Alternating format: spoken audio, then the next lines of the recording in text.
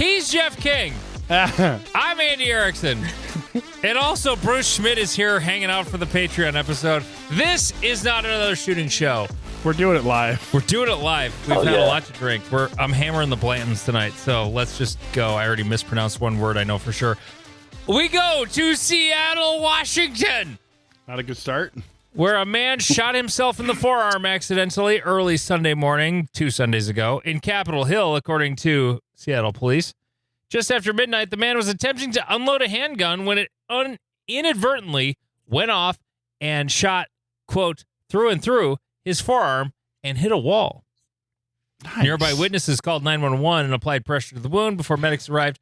No other injuries reported, no charges have currently been filed. Wait, why were there other witnesses around? What the fuck? Don't unload your guns. like you don't clean your guns. Don't unload your guns. Yeah, don't unload your guns. Hey, I had a conversation with Vince. Drink! From Stonebridge Gunworks. I need more alcohol. The other day. And I was talking to him about my Glock situation at the dark match, Jeff. Because remember, I had not cleaned it in 2 years. Yes. My Gen 5. And I cleaned it and I put the stock guide rod back in. And I asked him during this conversation, what had more effect, the cleaning or the guide rod? He said both were good, but putting the stock guide rod back in had way more effect on the accuracy of your gun. And I was like, really? And basically he was informing me that Gen 5 Glocks are like, they're machined so well, so much better than pretty much any other pistol on the market, that if you put them together the way they make them, like they can't be more accurate. So no aftermarket barrels are required. You're not really, no, because the lockup is so good. Like, my loose lockup was a bigger issue to the accuracy than the cleanliness of the barrel. Because, I mean, you look down the barrel, it's not like I'm shooting copper bullets, you know. Right. I mean, I've shot 40,000 rounds through my barrel, and I've never run a fucking swab down it. Right. Fuck it. Yeah. I've shot shitty bullets down a barrel, though, and the leading will cause it to get bad. But no, it's an interesting conversation that it's really just like, shoot Gen 5 Glock stock, and you're good to go. Another opinion he had, everybody's got a chub for the 47 ever since Stager was like, the 47 is the greatest Glock ever. Yeah, Ben came out and said that and was like, oh, if you don't have a 47, you're doing it wrong. Let's all come in the face of the 47. It's the greatest ever. Vince's opinion is that the 17 is still the greatest, and mill it for a dot, because they don't make the 7 pardon me. Did I say 7 or 17? I think you said 7, but number 17. I meant 17. Whatever I said. I've had a fair bit to drink. I'm well lubricated. The 17 is still the way to go. Mill it for a dot. Good to go, because they don't MOS the 17s anymore. Wait, I find that fucking weird. I feel like that process is just like, in the CNC machine. So like, yeah. Well, here's the thing, though. Glock is actually, when it comes to police department guns, they're milling guns for police departments. They're not sending them MOS guns. Right. I remember Vince telling me that at the last Great Plains, is that the vast majority of police departments, like, we're not dealing with your fucking plate system. We're not switching optics. Yeah. Like if we switch optics, we'll just sell all the fucking slides and get new slides. Yeah. Like, it's better for us to do that system, which makes sense to me as like a non-manufacturer business owner. Well, and as a cop, like, it makes more sense, because, like, I mean, I've shot a shitload of rounds through my Tac Sport, milled for a dot. It's fine. It's 100% fine. My Glocks that I had plates, the optic has never, this was on our Reddit too, when I commented, because Aaron posted about he was having issues with his plate, like, what's the plate to get? I have never had an optic come loose from a plate, but I've had the plate come loose from the gun. Oh yeah, no, I had because the last one of the guns I sent down to Vince was a plate coming loose, but the optic was still locked in to the plate. That's what happened with my Gen 5 recently. that sheared off like it broke the screw in there because the other screw was still hanging on and banging around it. Yeah, fucked it all up. But anyway, that was an interesting conversation that I had. Let's see. Other things we didn't talk about. I got my elk tag. Did you now? I am going to be chasing elk in Montana in 2025, my friends. I am Where at? wherever I want. That's sort of the interesting thing with Montana. I have a general tag. It's so complicated. Every state's different how they do this stuff, and because some states are like, you can hunt in this county. Yeah, that's South Dakota. Like, it's very specific, the area you're allowed to hunt in. Right, but if that elk takes 2 steps into the next county, you're like, I cannot shoot you, you motherfucker. So the tags we have are good for, we paid an extra $200, and then that way we can shoot we can shoot an elk and a deer. We did not draw, and here's the complicated part. The general game license, we hit on. Got it. We did not draw our elk permit that we applied for. Huh? What? The elk permit we applied for was for a specific unit in southeastern Montana that would have allowed us to shoot a bull elk. We can still shoot a bull elk, but we would have to go to the western side of the state. And Montana's fucking big. Like, over towards Bozeman, Missoula area. Like, that section of the state. Over there in the rough country in the mountains, then we can shoot a bull. In eastern Montana, we can only shoot a cow, which I'm fine with because I don't give a shit about antlers. And I want another cow elk in my freezer. Bad. Real bad.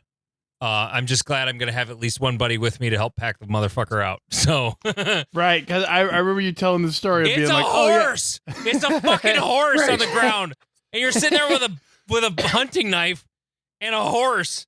Like, holy shit, I've got a lot of work ahead of me. Like, yeah, it's the hardest work I've ever done in my life was packing out an elk 3 miles each way. So, I'm very excited for it. Me and my buddy Ben both drew, and we'll be hunting sometime between October 16th and the end of November of this year. And yeah, it'll be awesome, but it's going to be a lot of work. But I'm very, very, very, very excited.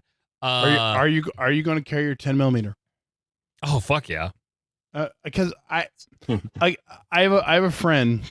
I've mentioned him in the podcast before. He was a horse guide for elk hunts, and he talked about doing like bow only elk hunts, and I'm like, you're fucking retarded. Like, what the fuck? Like, an elk, like you said, is the size of a fucking horse. Yeah. And they're like, I have a bow and arrow. I'm like, no. I'm bringing an AR-15 in the most fuck you caliber possible. Because he had one, like, they were like locked in on one. It was like 20 yards away. He was locked in. He's got the arrow fucking locked, like knocked back. He's about to take the shot, and a fucking bull elk comes out about 10 yards away from him to his left, and he's like, oh shit, and goes fucking like supine and just starts and like releases it into the fucking elk's chest. And he's like, I'm really glad I downed it there because I didn't have a second option. The area we're going to be hunting in is, I mean, it's possible for there to be grizzly bears there. It's not likely. So, like, western Montana, there's way more grizzly bears. Eastern Montana, it's possible. We could run into black bears pretty easy, but not grizzlies. And grizzlies are the ones that scare the shit out of me. So, honestly, if I saw a black bear in person, I'd be like, holy fucking shit. But I'm also going to be carrying a 7mm Magnum with me. That's the thing I wanted to mention. My the rifle I plan to carry for my elk hunt in Montana is many of you who have listened to our show for the last year and a half, thank you, we love you, know that my dad passed away in a car accident in August of 2023. He was in the process of building a custom rifle at the time he passed away, a 7mm Magnum. He had picked out the walnut stock. He had the barrel cut. The barrel's done. It's ready to go. All the rest of it has yet to be done. He was working on the stock himself when he died, so it's incomplete. So I'm taking it to a gunsmith tomorrow, actually, as we're speaking. And that's the gun I plan to shoot my elk with in Montana. So I'm not going to reload for that. I'm going to buy ammo because I don't want it's if you don't know, like, this is something you don't know about rifles, Jeff. 300 Win Mag, 7mm Magnum. They are belted Magnum cartridges. They headspace off of a belt around the base of the case instead of the shoulder. Bruce, can you explain that in retard speak? Not really. No, we are at the lowest level of explanation possible, and you're so still there's too literally retarded. an extra rim around, not at the actual where the extractor grabs the case at the bottom, like towards the bullet end of the cartridge. There's a brass rim, a belt around the case in both a 300 Win Mag and a 7mm Magnum, and it head spaces off of that, like where the bullet seats into the chamber is based on that measurement instead of the shoulder of the case where it bottlenecks. Does that make sense? Yes. Okay. So I don't want to learn that, so I'm just going to buy ammo. I'm not going to reload for it. Every animal I've ever killed has been shot with a cartridge I loaded myself. So, but I'm super excited to hunt elk. It's the first time I've hunted outside of South Dakota. It costs a shitload, but the tag is like, my asshole's still sore. Like, it was like, I took a dump and it all fell out in 5 seconds the other day, but I got a tag to Montana this year. So, I'm excited for that. Okay.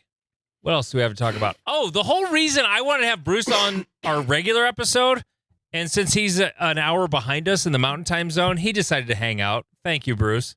Right, I don't have anything else to do, so well, let's have fun. Recording this podcast, honestly, is like what I do instead of going to bars and hanging out with friends. I sit and drink and bullshit with buddies.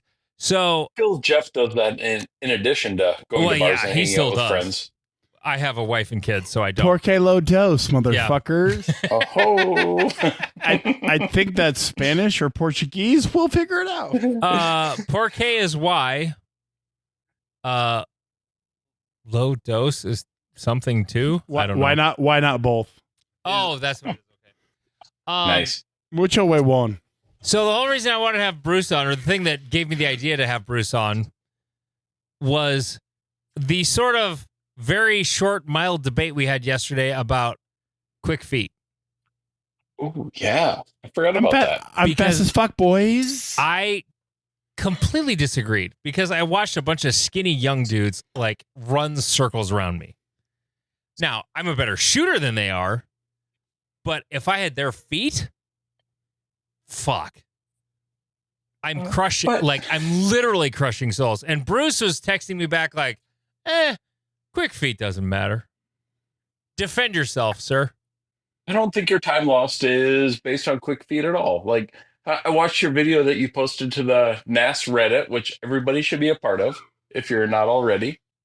And look at you falling like a tree out of the first right position.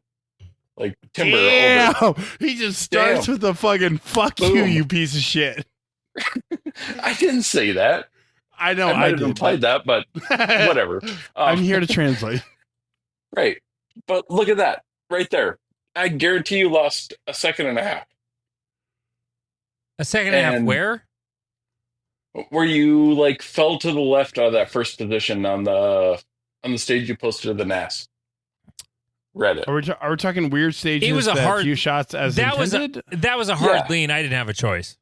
Right. No, like I think there's still a better way out of it though. How would I have gotten out of there better? If you look at one of the guys with quick feet, he's going to be moving he's going to take that lean and he's going to be moving to the left quicker. Like it's going to look less like a timber tree. Yeah. Like tree falling in the woods.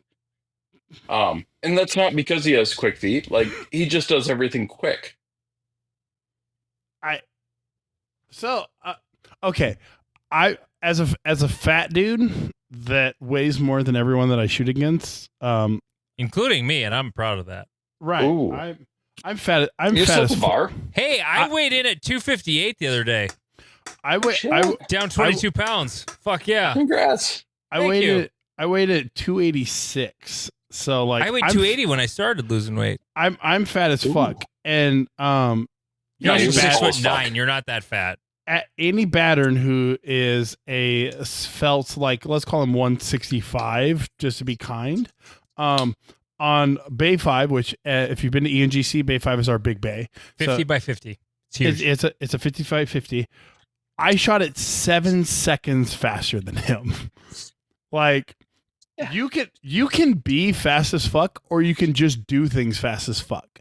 There's a difference between the two.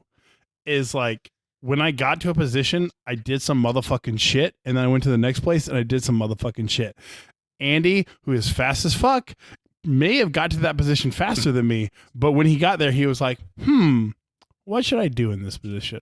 I should probably do this. Herp-a-derp-a-derp, herp-a-derp-a-derp. And like, Andy's not a bad shooter. Andy should be probably high A, low M based off of his skill. Like, he's reached that point where, like, on a good day he's a low GM, on a bad day he's a medium B class shooter.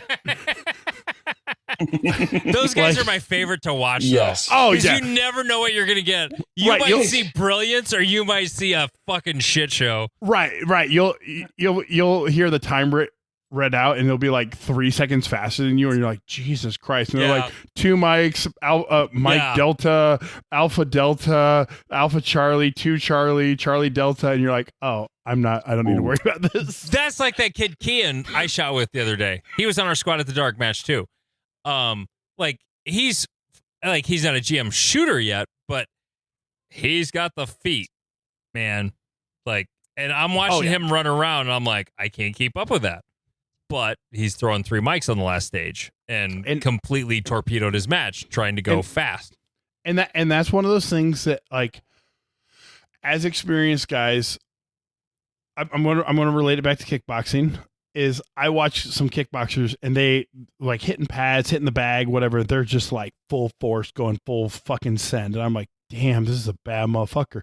And then I spar them, and I'm like, oh, you're just wasting a lot of energy. Like, you don't actually Yeah. know what you're not applying the energy effectively. Because I'm fat and out of shape, and I can spar for over an hour, no problem. Like, full on fist fights with other human beings. And I'm like, oh, okay, I guess we're done for the day. Whereas, like, these dudes will wear themselves out in like 2 or 3 rounds because they're just doing a lot of excess movement and they're expending a lot of excess energy that they don't need to be expending. Same thing Yes. for USPSA. They'll get into a position, they're like, oh my God, I'm in this fucking position. I ran here so fucking fast and I stopped so fucking hard. And they're like, okay, what am I shooting first? And whereas us Yes. fat old guys are like, yeah, I rolled up into position. I started shooting Okay. that before I I- just stopped. Right, the guys that run around looking like their hair is on fire. Yes. Like that's the thing. It'd be like the equivalent of baseball, where you go up to the plate every time looking to hit a home run, or are you looking to hit a single or a double every time? Correct. Like, Now, and the GMs are probably connecting on triples every time. That's a great analogy. That is a fantastic As a analogy. baseball nerd, Right. that's a great GMs hit a lot of triples. Like, home runs are easier to hit than triples Yeah. in baseball, if you didn't know. A triple is very hard to I- get in baseball. I'll put this in context for the few COD nerds we still have left. There's a guy on YouTube who wins Warzone matches with 0 kills, 0 damage, and he's just thought out the game so hard that he wins it without doing damage. And that But is he a doesn't motherfucker. get damaged. Right, exactly. He has thought about the game 17 steps ahead. And so he stockpiles all the things he needs to end the match. And he's like, I'm just sitting here waiting. I'm just waiting for the other motherfucker to make a mistake. That is Now- what I'm here to do. I agree with everything both of you have said about the quick feet. But here's the thing. Is it better to have quick feet than to not have quick feet? It's never a net negative to have quick feet unless you're Owen at an indoor match fucking eating absolute shit. That's the thing. I for He those who doesn't don't know how to feather the brake. Right. He's either hitting the gas or hitting the brake. He doesn't know how to slow down. correct. And for those who have not shot indoor matches on slick fours, Oh. use the walls as your stopping point. Yeah. I have literally thrown myself into a wall at full force because I'm like, this will stop me better than my feet I've will. skidded. I've slid into the wall at an indoor match before, like intentionally. Like that's my plan. Like I'm going to just hit the brakes because honestly, it's easier to come into position not chopping your feet. If your feet are stable and you're just sliding, it's a better way to enter. It just is. Mhm. But that's only if you know the surface you're dealing with and your shoes are compatible.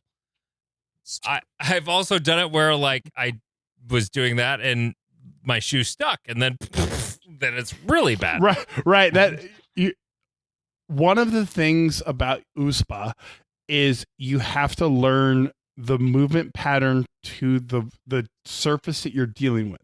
So like if I'm at Iowa, they're all grass. If I'm at ENGC, it's all gravel. Like you got to learn what, and like some places are like big, thick gravel. Other places are small, fine gravel. Like you got to know the difference. Or indoor versus outdoor, like indoor matches, very slick, very smooth floors.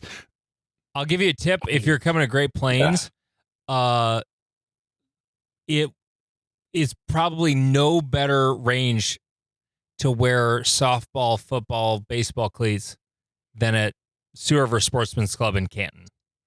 Because our gravel was, we bought all the gravel in our bays when we didn't have any money. And we bought cheap gravel that was very loose, full of big rocks. So it never really packed. There's one bay that packed in well, but that's the old bay. All the rest of the bays, the gravel's pretty loose. And if you have cleats, it is a huge advantage. Like it's worth wearing cleats at my range. Most other ranges I've shot at, I bought cleats. My range is why Jeff bought cleats. So, and I was chatting with Aaron yesterday after the match, and he wears metal baseball spikes, and he loves them. The only time he doesn't like them is the same time no one likes spikes, when they're on wood. You know, if there's a platform of wood or whatever on a stage. But anyway, no, I just wanted to kind of tamely argue with Bruce about having quick feet because I'm old and fat and I'm not You're quick. not that old though. Like, and even the guy with quick feet not that drunk. versus you running at maximum effort for 3 yards. What's he going to beat you by? Like maybe half a second? Here, you know what amazed me was the fact that he was running with his hair on fire and I beat him by 3 seconds. Right. Exactly. And I was completely under control, but going 100%. That's the point. Yeah. But when he learns how to do what I do, he's going to beat me by 3 seconds. I don't know that he will. You're still going to be within half a second of him on movement. Like maybe a long not beating movement. me by 3, but he's beating me by 1 or 2. Like I'm just saying, it's still it's useful to have quick feet. You were dismissing my statement about quick feet as if it did not matter at all.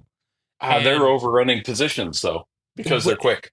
Yeah, I've seen a couple of the quick dudes from Minneapolis come to Great Plains and do that. Yeah, and they're still kicking. And when they eventually get slowed down and like in control and hitting their spots, and then they're Ben Eggleston. They're right. Then you haven't been. That's the thing. It's always they're few and far between though. Yeah, it's always easier to be a fastest fuckboy that slowed down 10% than it is to be a turtle that tried to speed up 20%. Yes, it is. Yes. We're going to continue this, but I have to say, patreon.com/notanothershooting-show. It's only $3.57 a month, and you're going to get the rest of this drunken episode with us three. We're having a great time. I'm not that drunk. I'm not going to lie. I kind of am. $3.57 a month. I forgot to mention you can buy a T-shirt that says It's fucking Tuesday. at notanothershoodingshow.com. Please, I'll make like $5 on it, and you'll have a cool T-shirt. What was the code? Shit, I forgot. There was a code we sent out in the. We're Patreon. doing it live, motherfuckers.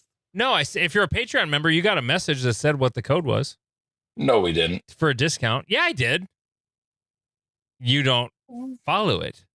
I don't can't- look at Patreon ever, but I know. You grabbed that RSS feed and put it in your podcast app, and that was the last time you ever looked at it. I understand. Patreon, like, it never came up. No, I sent it out. I didn't There get a was- special alert. There was a code. I don't remember what it was. It was probably NASS. I don't know. You can try that. Notanothershoodingshow.com. Let's see. Area 3's on sale. It's going to be a killer match at a killer new range out in Rapid City, South Dakota. Great place to have a match. So much to do out there. I'm so excited for it. Northwest Showdown is a week from this weekend, May 3rd and 4th, at Forest Lake, Minnesota, just north of the Twin Cities. Great Plains is sold out. There's still there's a wait list. There's still a chance you could get in. So wait list if you want to go. And Cornhusker Classic as well. Free State Championship is on the list. Sorry, we haven't copied this down to the Patreon episode. And the Iowa Cops match in Ankeny. I don't have a date for that, though. Anyway. So, patreon.com/notanothershootingshow. It's only $3.57 a month.